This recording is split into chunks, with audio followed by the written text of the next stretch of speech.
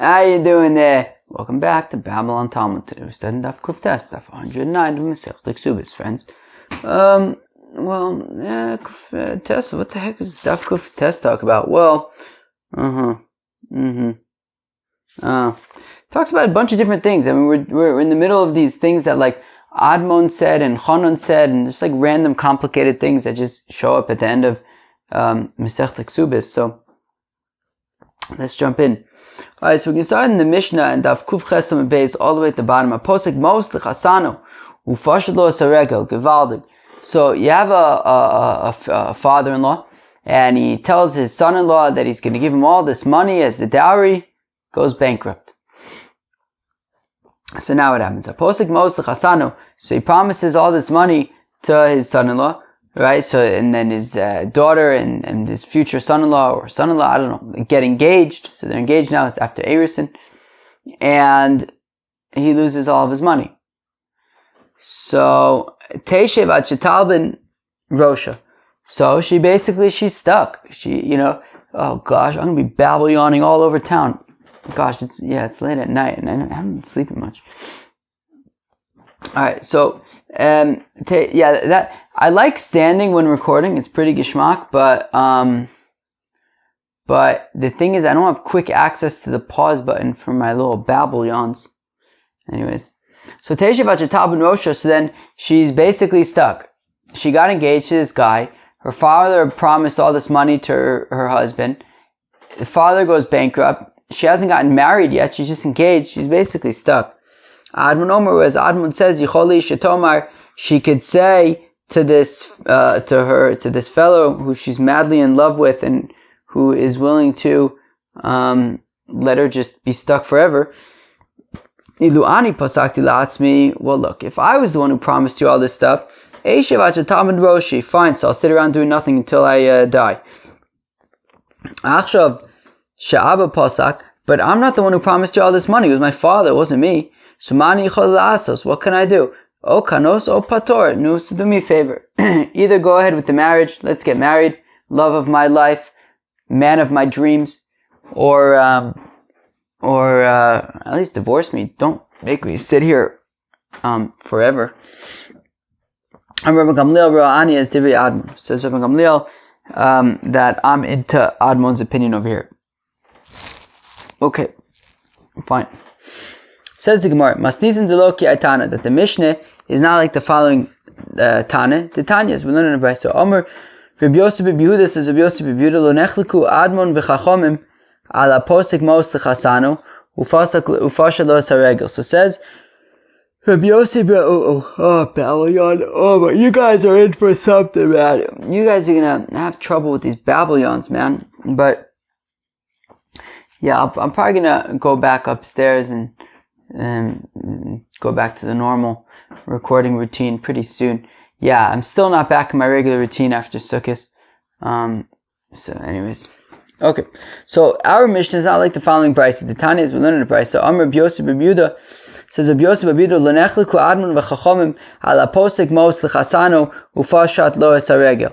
So says this Brayso that says Rabbi Yosef ben Yehuda that the Chachamim and Admon both are in agreement in a situation where it's the father-in-law who goes bankrupt. The father-in-law promised his son-in-law all this money and he goes bankrupt. So according to Rabbi Yosef Rabbi Yehuda, everyone agrees that she could say in that case, Abba Pasuk Alai, it was my father who made these big grandiose promises.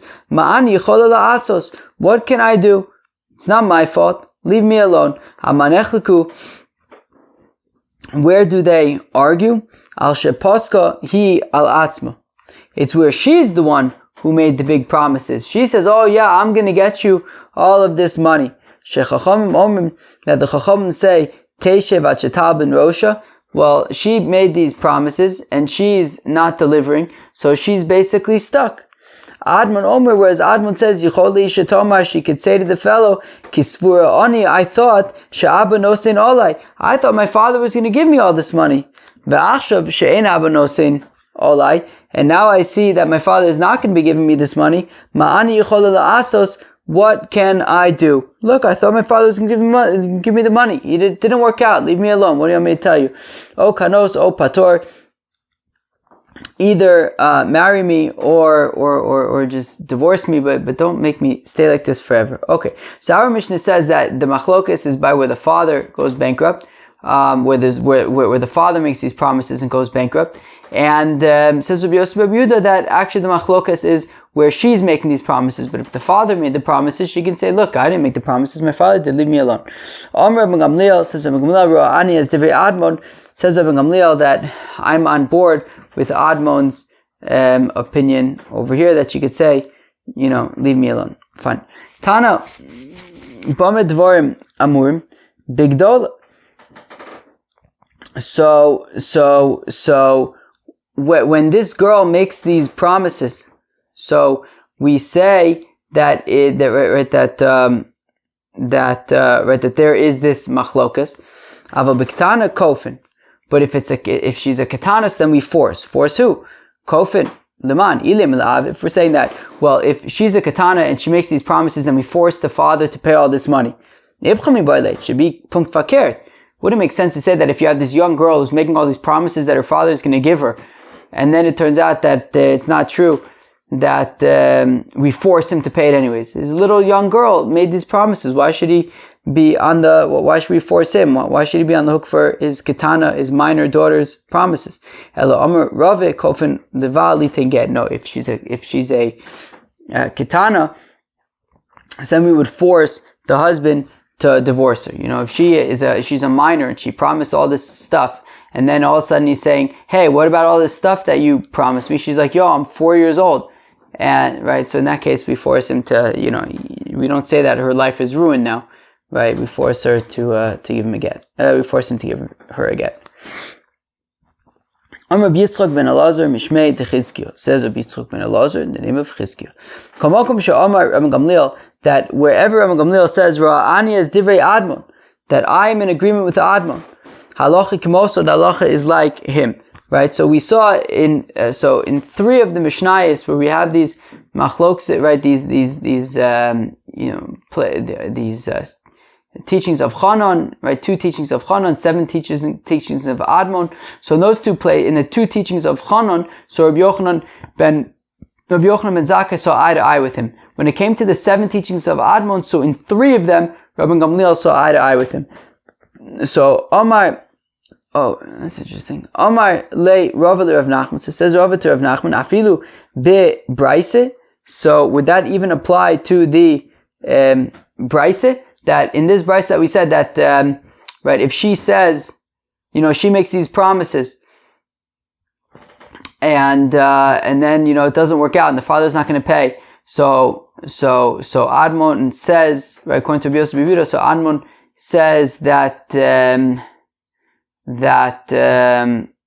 she could say, look, I thought my father was going to pay. So do we even hold like Admon there? So Amalei Mika Aminon b'Mishneh b'chol makom she'amar. It doesn't just say that the halacha is like Rabbi Gamliel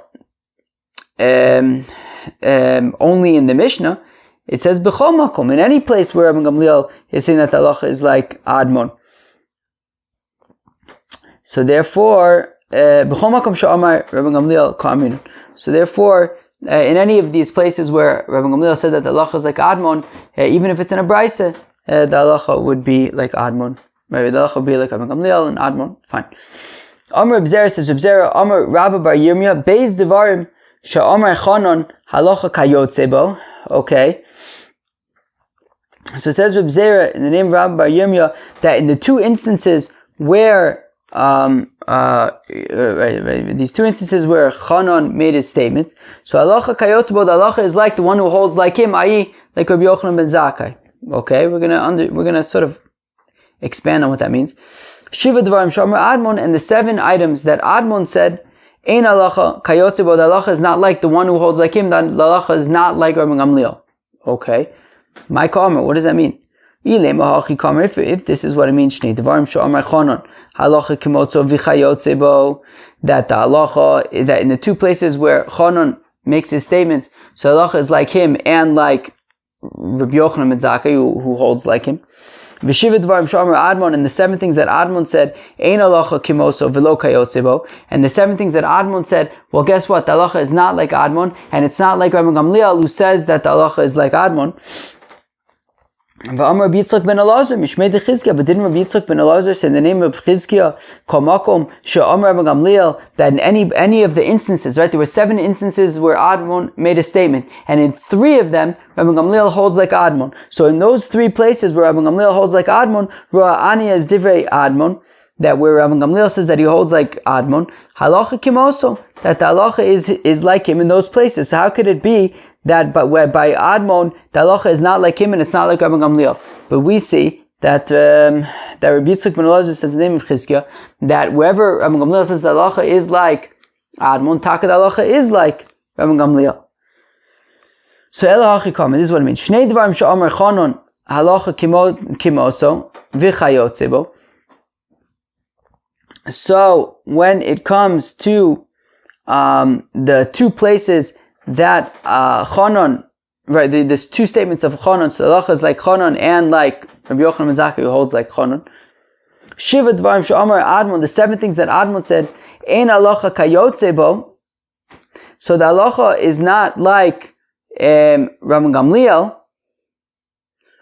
Hakimoso halacha b'chulu, but the halacha is like him by all of them, right? So meaning, we had said that according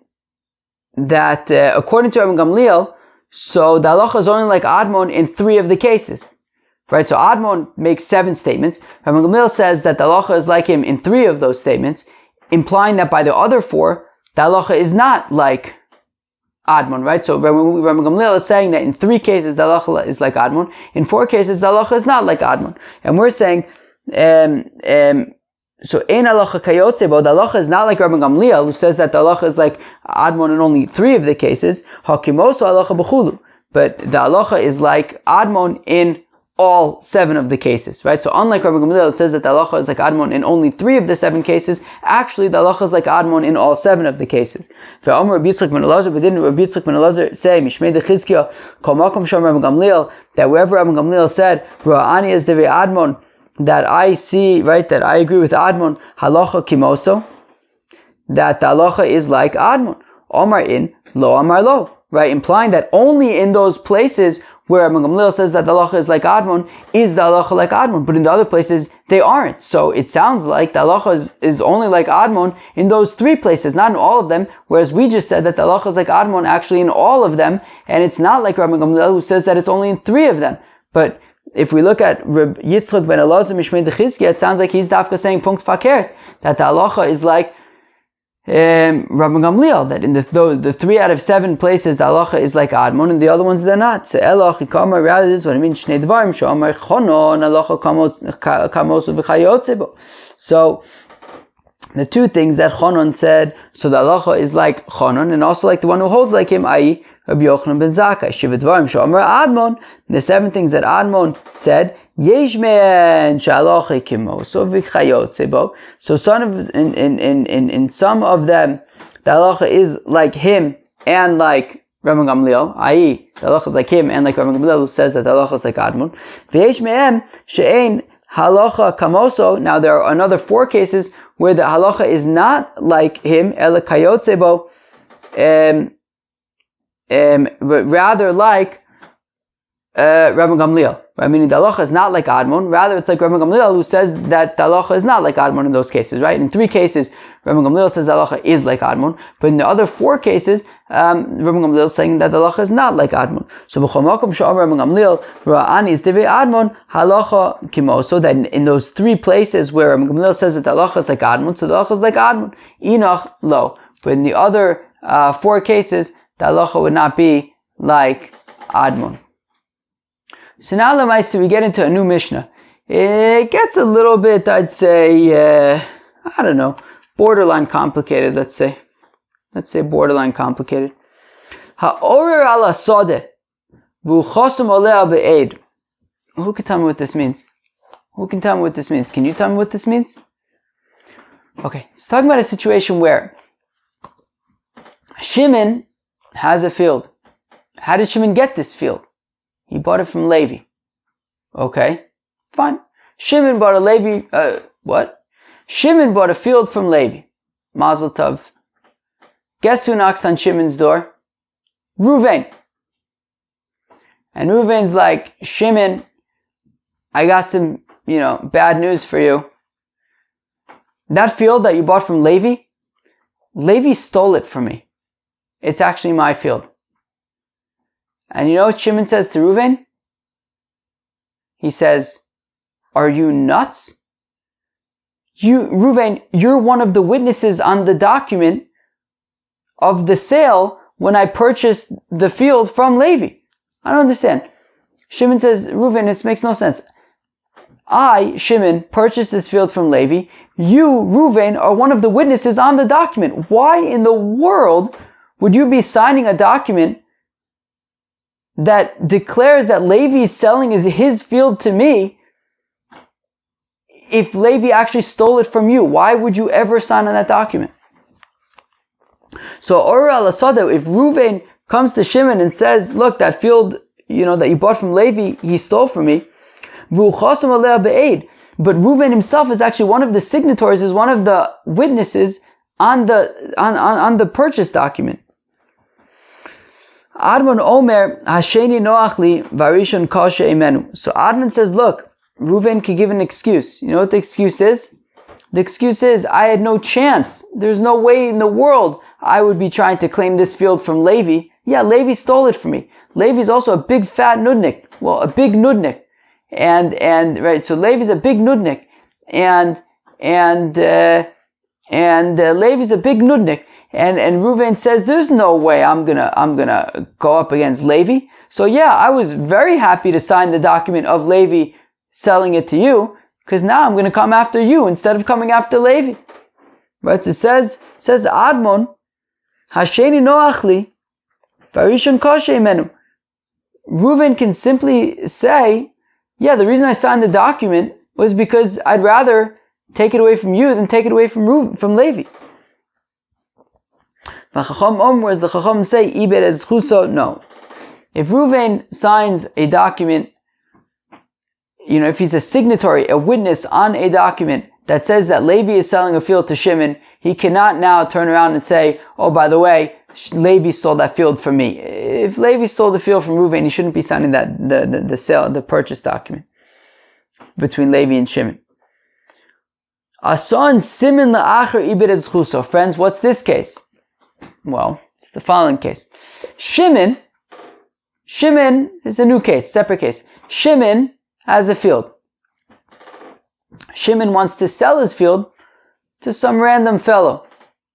Sam Griffin, random Rochel. So Shimon has a field, and he wants to sell his field to some person. Now, in the document of the sale, so he's got to define the borders of the land. So he says, on this side, this is the border. On this side, that's the border. And he says, and on this side, here's the border. And on the other side of the border is another field that I own. So Shimon is selling a field to somebody else, and he's demarcating, right? He's letting him know what the borders are. And he says, on the eastern border, on the other side, it's right next to my other field. So he's selling him field B, and he says that, one of the sides of, at this border of the field, on the other side of that border is field A, which is mine. And guess who signs the document? Reuven. Reuven signs a document in which Shimon is selling his field to somebody else, but as part of demarcating the boundaries of this field that Shimon is selling, he's pointing out that on a particular border, I don't know what the word is, I'm forgetting the word, but it's like right next to this other field that Shimon owns. And now, after having signed that document, Reuven shows up and says, Shimon, by the way, that field that you wrote in the document, that the other, on the other side of the border, you have another, right? Meaning, you in this document where you're selling field B, you said that, on this border, the other side of the border is field A, which belongs to you. Actually, it belongs to me. And Shimon says, Reuven, if it belongs to you, then why would you have signed that document? So in that case, there really is nothing that Reuven can say. There's kind of no excuse that he can give. I mean, if field A belonged to Reuven, he really shouldn't be signing a document that says that it belongs to Shimon, right? Shimon's selling field B and saying that on one side of the field is field A, which he also owns. Why would Reuven ever sign that document if it actually belonged to Shimon? So in that case, there's really no excuse that Reuven can make. So now says the Gemara, Amar Abaye lo shanu ela aid, aval dayin lo ibed es chuso. So when we're talking about, Reuven coming and saying, actually it's my field, and we say, well, you shouldn't have signed the document if it was your field, that's only when we're talking about Reuven as a witness. Aval dayin lo ibed es chuso. But let's say he's a judge, and this document comes before him, and in the document it says that this field belongs to Shimon. Reuven's now a judge, and this document comes before him, and there are two witnesses, and the two witnesses come and they testify, yup, those are our signatures, and Reuven, as one of the judges, signs off on the document. He says, okay, the two witnesses came and they validated their signatures, it's a valid document. And then it turns out at some later point that the document says that this field over there belongs to Shimon, and Reuven's like, wait, that's not Shimon's field, it's my field. But the thing is that he had signed off on it, that it's a valid document. So now what? So in that case, he doesn't lose his right to it. Titani Reb Chia, because Reb Chia taught, Eino edim chosmen ala shtar, elam ken kra'u. That witnesses really, the witnesses cannot sign a document unless they've read it. They have to know what they're signing. Right? They can't sign a document that they don't know what it says. So therefore, if their signature is on it, it implies that they understand, right? You can assume that they understood the document and they agree with everything in the document, and then they sign. But the judges is a different case. The judges, their role in this situation right now is not to validate that the contents of the document are correct. No, they're here to validate that the two witnesses showed up and confirmed that it's their signatures, and they're saying, okay, they confirmed that it's the signatures. That's where they're coming in, to validate the signatures of the witnesses, but to go over the document and make sure that everything in there is correct. That's not their role over here, right? The document was written, there were witnesses, and all that stuff. That was taking their role specifically right now is to validate the signatures. So therefore, Reuven, as a judge who validates a document in which it says that Shimon owns a field that he claims belongs to him, the fact that he was on a bezdin that validated the signatures doesn't mean that he can't claim that the field is actually his, because he's not responsible for the contents of the document. A witness is responsible for the contents of the document. The judge in this case is responsible for confirming that the witnesses validated their signatures, which they did. Now, in the case where Shimon is selling field B to some random person, and he says that on this side of field B is field A, which I, Shimon, own, and then and Reuven signs on the document of the sale, and then Reuven shows up and says that, wait, field A is mine, not yours. Well then, so we say in that case, then Reuven really shouldn't have signed the document. So Amar Abaye says, Abaye lo shanu ela la'acher, that is only if Shimon is selling the property to some random person. So then Reuven can't come later and say, right, field A is actually mine. But if Shimon was selling field B to Reuven, and Reuven signed on the and Reuven signs on this document, I guess, can Reuven sign on his own document? Probably not, but Reuven then, I guess, later claims, well, I guess Reuven's the one buying the field, and in this purchase document, it's saying that he's buying field B and that field A belongs to Shimon.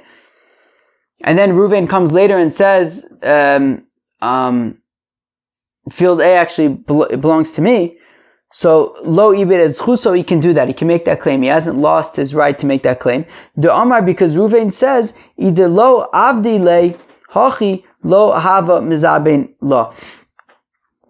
because we say to Reuven, I don't understand, why did you accept this document if it says that field A belongs to Shimon and not to you? He says, well, because I wanted to buy field B. You think that if Shimon's ready to sell me field B, and in it he writes on the document that the adjacent, I think that's what I was looking for, that the adjacent property belongs to him, Shimon. You think if I would have come and said, no, it doesn't belong to you, it comes to me, you think he would sell me field B?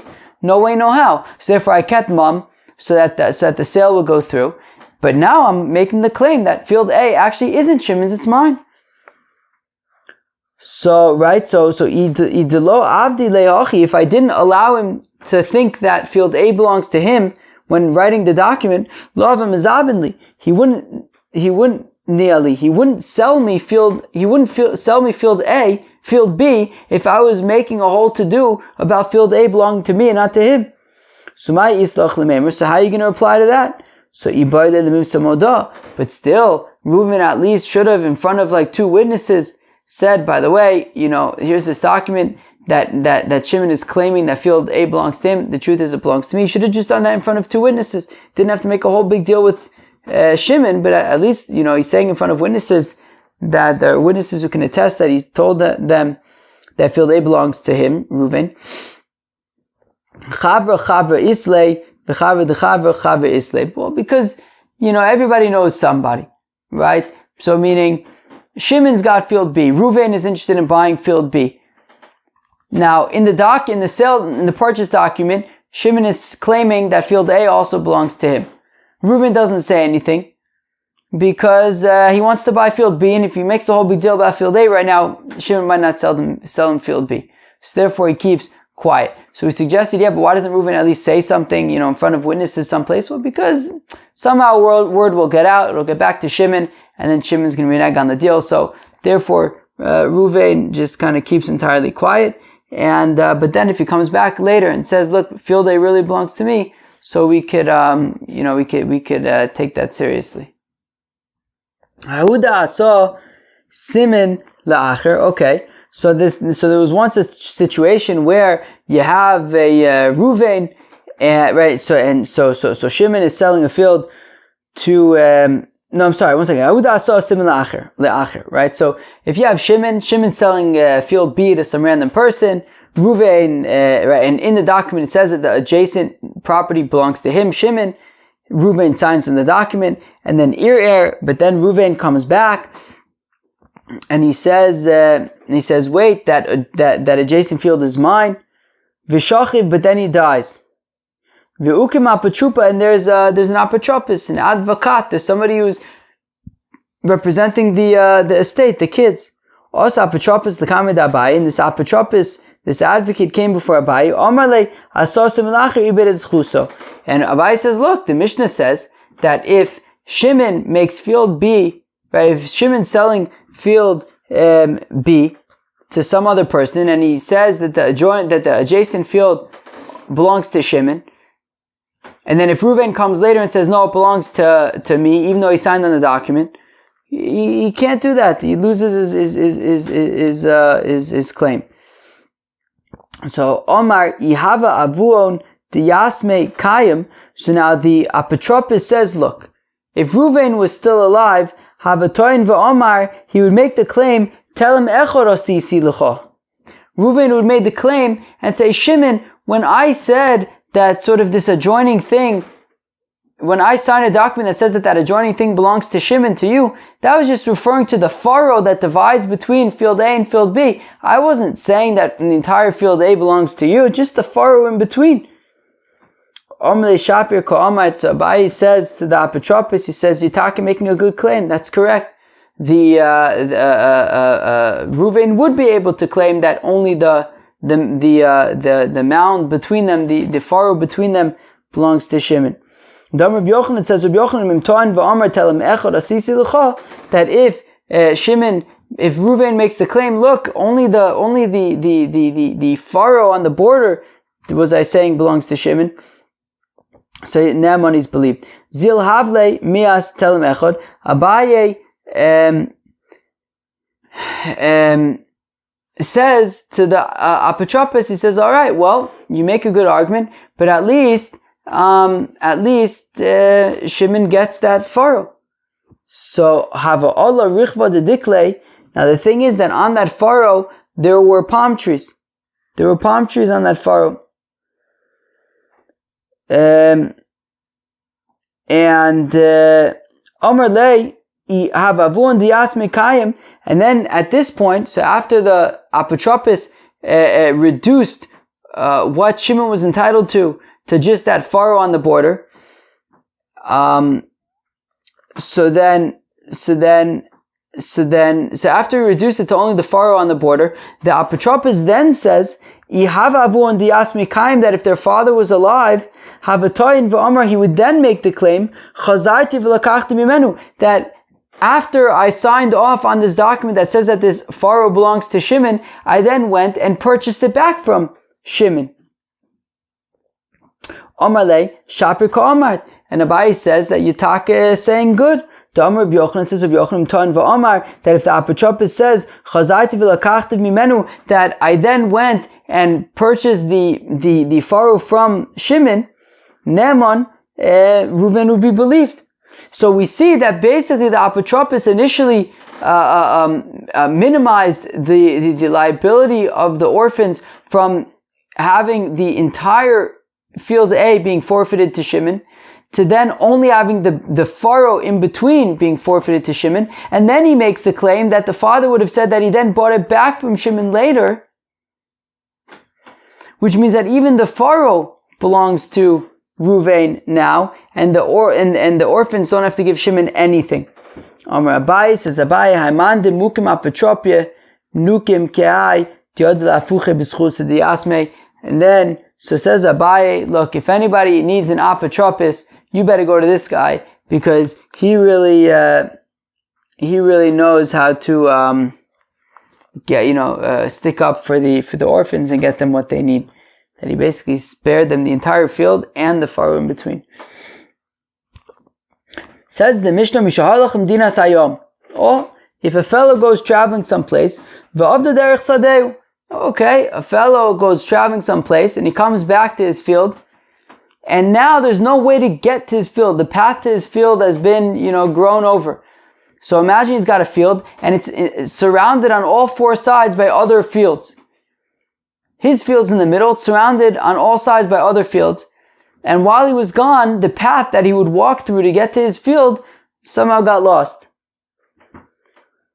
Admon Omer says, Admon Yelech lo biktsores. So Admon says, well, just find the shortest pathway to get through the surrounding fields and use that. Right? Kilu. Admon says, look, the guy has to be able to get to his field, which is in the middle. So just find the shortest path that you'd have to cut through one of the surrounding fields in order to get to your field, and just do the shortest possible path. Whereas the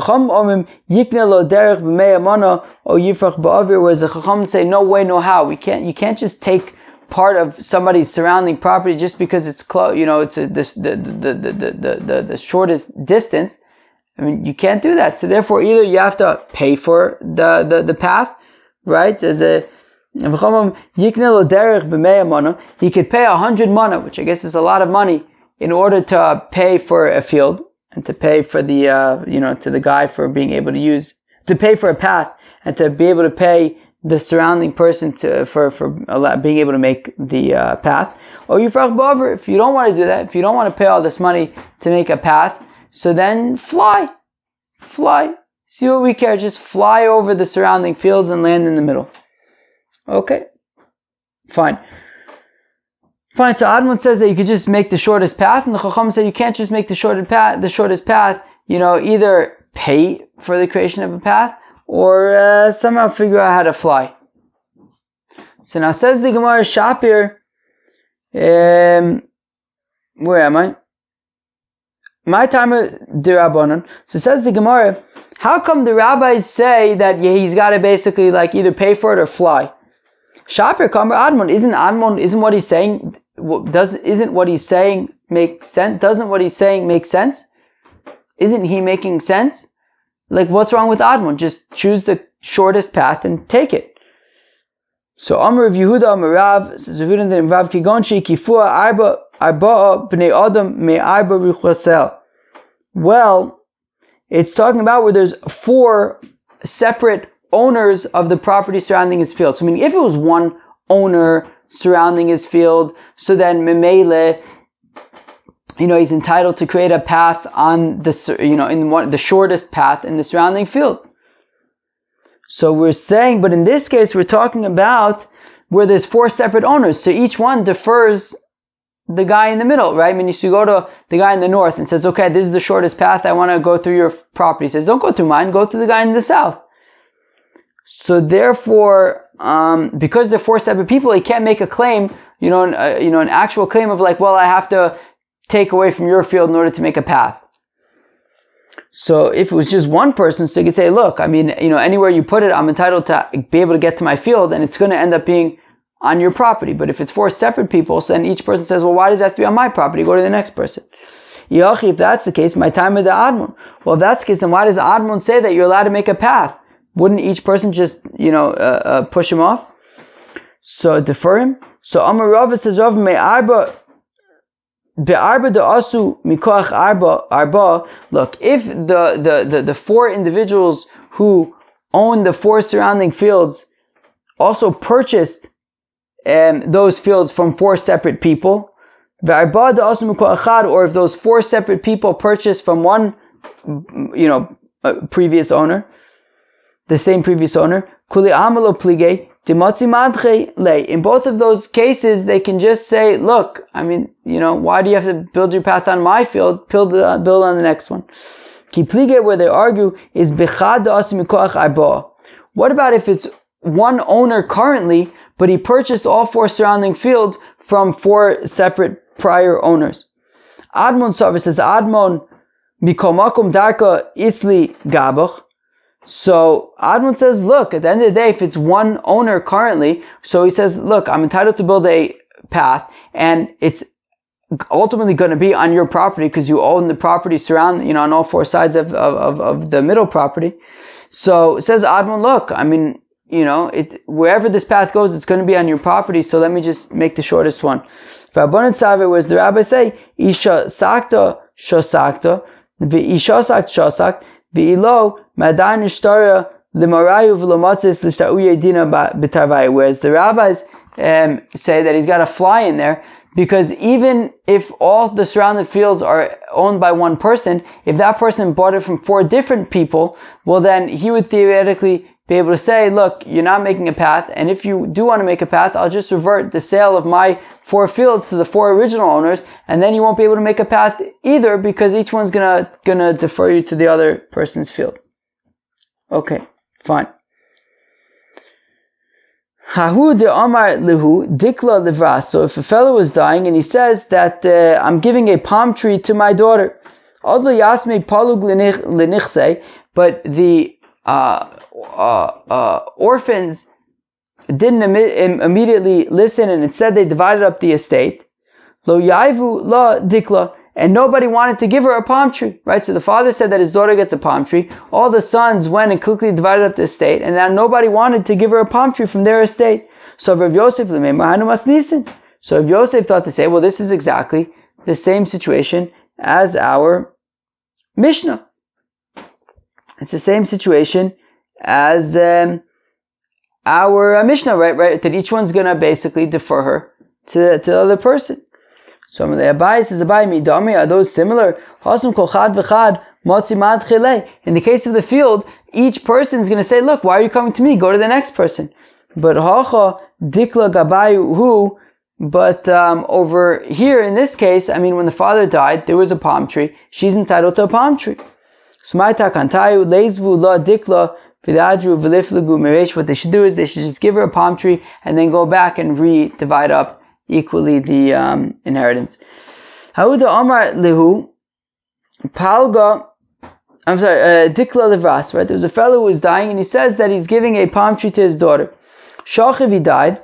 Vishavik trei palge de dikla, and he left among other palm trees 2 halves of one palm tree. Yosef Ravashi v'kashli. Ravashi has a kasha. Mi karu inche letrei palge dikla.